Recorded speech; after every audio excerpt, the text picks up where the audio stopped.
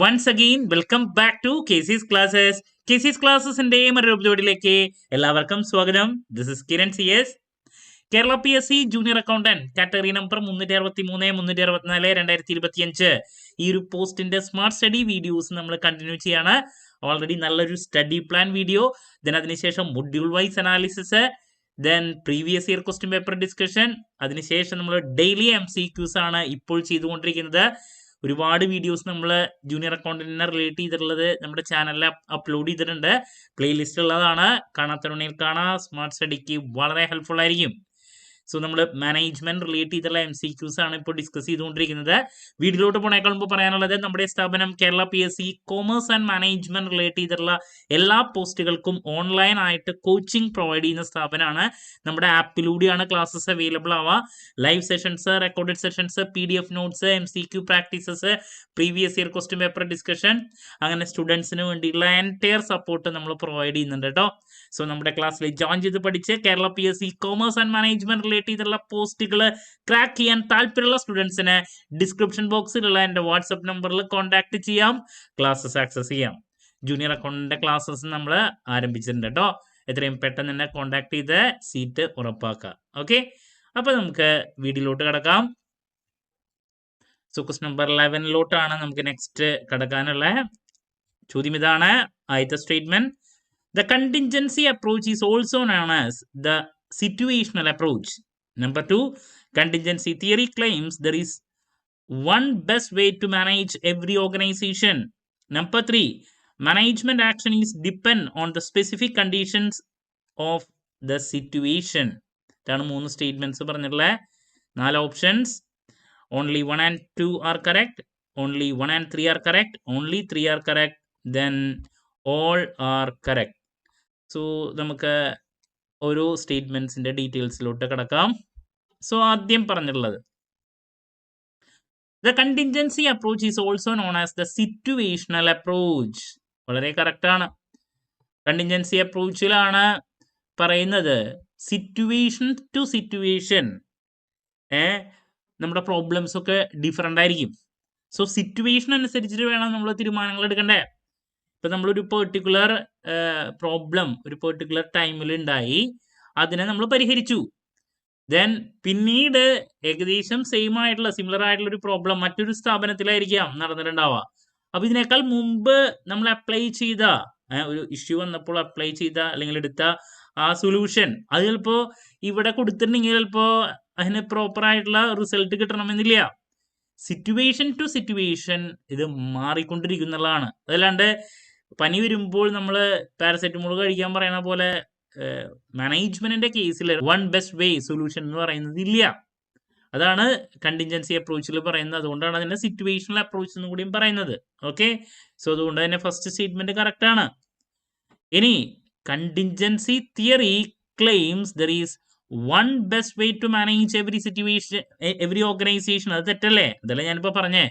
അങ്ങനെ one best way to manage every organisation എന്ന് പറയുന്നത് ഇല്ല. സിറ്റുവേഷൻ ടു സിറ്റുവേഷൻ ഡിഫറെൻ്റ് ആയിരിക്കും. അതാണ് കണ്ടിൻജൻസി അപ്രോച്ചിൽ പറയുന്നത്. സോ സെക്കൻഡ് സ്റ്റേറ്റ്മെന്റ് തെറ്റാണ്. Moving to number 3, management action is depend on the specific conditions of the situation. അതല്ല നമ്മളിപ്പോൾ പറഞ്ഞ മാനേജ്മെന്റ് ആക്ഷൻ എന്ന് പറയുന്നത് ഡിപ്പെൻഡ് ചെയ്തിരിക്കുന്നത് ആ ഒരു സ്പെസിഫിക് കണ്ടീഷൻ അനുസരിച്ചിട്ട് ഡിഫറെൻ്റ് ആയിരിക്കും. സിറ്റുവേഷൻ അനുസരിച്ചിട്ടാണ് എല്ലാതും നിൽക്കുന്നത്. അപ്പോൾ ശരിയാണ്.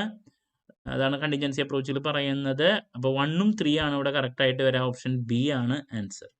Okay, moving to question number 12. Question ഇതാണ്. Mary Parker Follett is often called the mother of modern management. Number 3, she advocated for power over rather than power within organizations. So let's work focused on conflict resolution through integration. Then 3 statements. Options 1 and 3, 2 and 3, 1 and 2 all are correct. നമുക്ക് നോക്കാം. Mary Parker Follett is often called mother of modern management. Correct. 20th century ഫെലറ്റിന്റെ പല കോൺട്രിബ്യൂഷൻസിന്റെ ബേസിലാണ് നമ്മൾ പറയുന്നത് mother of modern management എന്ന്. കാരണം human ബീങ്സിനെ just ഒരു machine ആയിട്ട് കണക്കാക്കുന്നതിന് പകരം സോഷ്യൽ സിസ്റ്റത്തിന്റെ ഭാഗമാണ്, വ്യക്തികളാണ്, മനുഷ്യന്മാരായിട്ട് കണക്കാക്കണമെന്ന് പ്രോപ്പറായിട്ട് പ്രപ്പോസ് ചെയ്തിട്ടുള്ളത് ഫൊലറ്റ് ആണ്. അതുകൊണ്ടാണ് മദർ ഓഫ് മോഡേൺ മാനേജ്മെന്റ് എന്ന് പറയുന്നത്. സോ ഫസ്റ്റ് സ്റ്റേറ്റ്മെന്റ് കറക്റ്റ് ആണ്. Then she advocated for power over rather than power within organisation. അത് ആക്ച്വലി തെറ്റാണ്.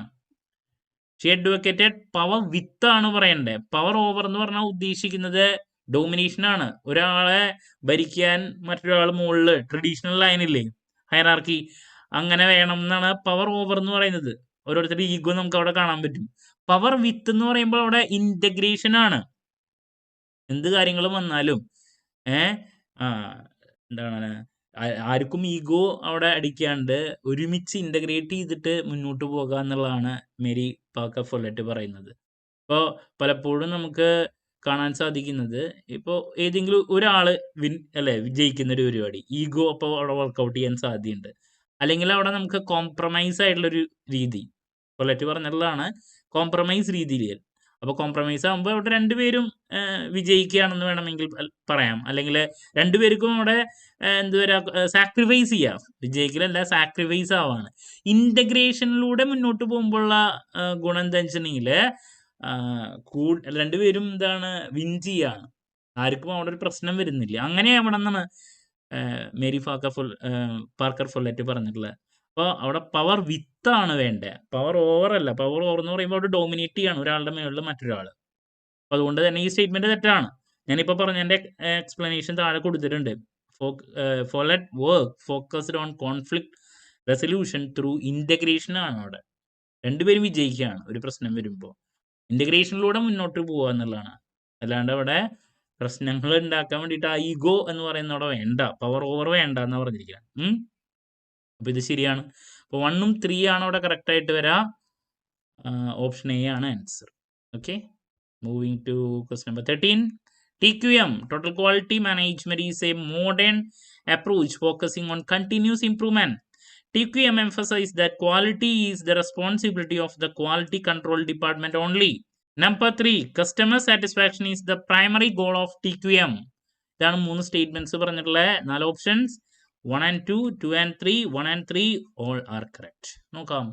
Number 1, Total Quality Management is a modern approach focusing on continuous improvement. Correct അല്ലേ? TQM പറയുന്ന എന്താ, continuous improvement അവിടെ വേണം. അതുപോലെ തന്നെ സ്ഥാപനത്തിന്റെ മൊത്തത്തിലുള്ള ക്വാളിറ്റി ഇംപ്രൂവ്മെന്റ് ആണ് അവിടെ ലക്ഷ്യം വെക്കുന്നത്. അതല്ലാണ്ട് ഏതെങ്കിലും ഒരൊറ്റ ഡിപ്പാർട്ട്മെന്റ് മാത്രം നന്നായിട്ട് കാര്യമില്ല. നന്നാവുന്നുണ്ടെങ്കിൽ മൊത്തത്തിൽ നന്നാവണം, എന്നാലേ സ്ഥാപനത്തിലെ ഒരു ഗ്രോത്ത് ഉണ്ടാവുള്ളൂ. അതാണ് TQMന്റെ ബേസിക് കൺസെപ്റ്റ്. അപ്പൊ ശരിയാണ്.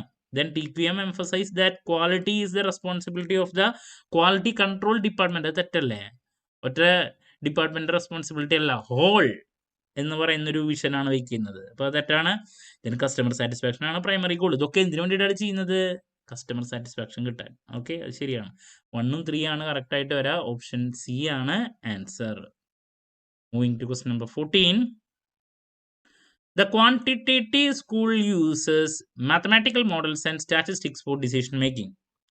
Operation research is a key component of classical school. The quantitative school gained prominence during and after World War II. 1 and 3, 1 and 2, 2 and 3 all are correct. എന്താണ് വരിക?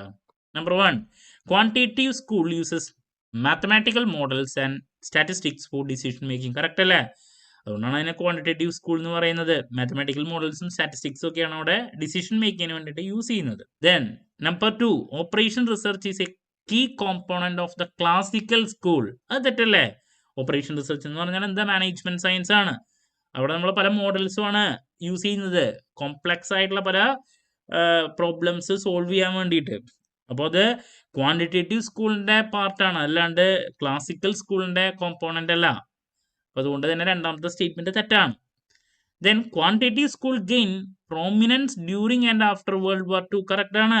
വേൾഡ് വാർ IIല് ഒരുപാട് problems solve ചെയ്യാൻ വേണ്ടിയിട്ട് നമ്മൾ അല്ലെങ്കിൽ complex ആയിട്ടുള്ള സിറ്റുവേഷൻസിനെ face ചെയ്യുന്ന സമയത്ത് നമ്മൾ ഈ പല മാത്തമാറ്റിക്കൽ ടൂൾസ് ഇതൊക്കെ നമ്മൾ യൂസ് ചെയ്തിട്ടുണ്ടായിരുന്നു.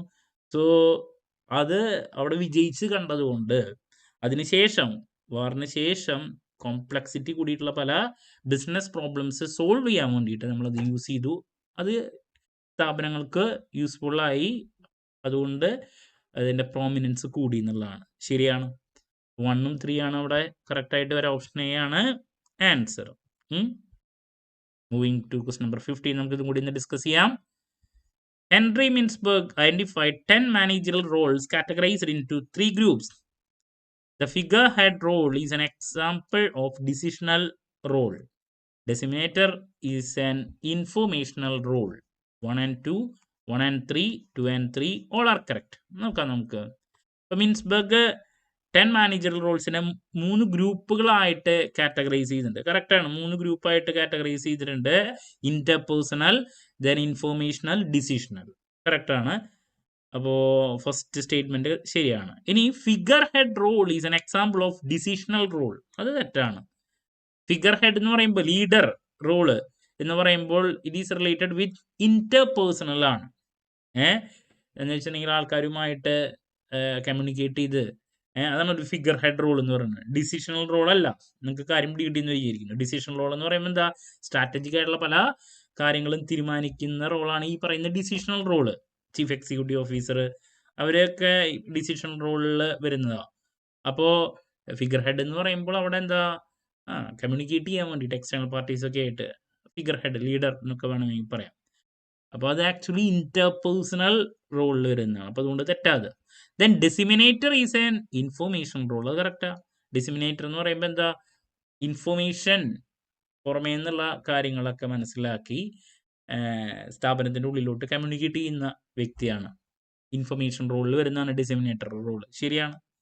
പുറമേ എൻവയോൺമെന്റിൽ നിന്ന് മനസ്സിലാക്കുന്ന എല്ലാ കാര്യങ്ങളും സ്ഥാപനത്തിലോട്ട് പ്രോപ്പറായിട്ട് കമ്മ്യൂണിക്കേറ്റ് ചെയ്യുന്നതാണ് ഡിസിമിനേറ്റർ റോള്. സോ അത് ഇൻഫർമേഷൻ റോളിൻ്റെ ഉള്ളിലാണ് വരിക. ശരി. അപ്പോൾ 1ഉം 3 ആണ് ഇവിടെ ശരിയായിട്ട് വരുന്നത്. ഓപ്ഷൻ ബി ആണ് ആൻസർ. അപ്പോൾ നമ്മളിന്ന് ഡിസ്കസ് ചെയ്തിട്ടുള്ള 5 ചോദ്യങ്ങളും ക്ലിയർ ആയെന്ന് പ്രതീക്ഷിക്കുന്നു. അപ്പോൾ നെക്സ്റ്റ് ഒരു 5 ക്വസ്റ്റ്യൻസും കൂടി നമുക്കിതിൽ ഡിസ്കസ് ചെയ്യാനുണ്ടെന്ന് തോന്നുന്നത്. അപ്പോൾ അതും കൂടി ഡിസ്കസ് ചെയ്ത് കഴിഞ്ഞാൽ നമ്മൾ മറ്റൊരു ടോപ്പിക്കിലോട്ട് കടക്കും, സബ്ജക്റ്റിലോട്ട് കടക്കും. അപ്പോൾ ഡെയിലി പഠിക്കുക. നമ്മുടെ ക്ലാസ്സിൽ ജോയിൻ ചെയ്യാൻ താല്പര്യമുള്ള കുട്ടികളുടെ ജോയിൻ ചെയ്യാൻ, ക്ലാസ്സിൽ ജോയിൻ ചെയ്യുന്ന കുട്ടികൾക്ക് ഇൻ ടൈമിൽ പ്രോപ്പർ സിലബസ് പഠിച്ച് അവസാനിപ്പിക്കാൻ സാധിക്കുന്നുള്ളതാണ്. ഓക്കെ. സോ എന്ത് ഡൗട്ടിനെങ്കിലും കമൻറ്റ് ചെയ്യാനുള്ള മറുപടി ഞാൻ വീഡിയോസിലൂടെ നൽകുന്നതായിരിക്കും. മറ്റൊരു വീഡിയോയുമായി വീണ്ടും കാണാമെന്നുള്ള പ്രതീക്ഷയോടെ നിർത്തുന്നു. This is Kiran CS signing off. Have a nice day. Thank U.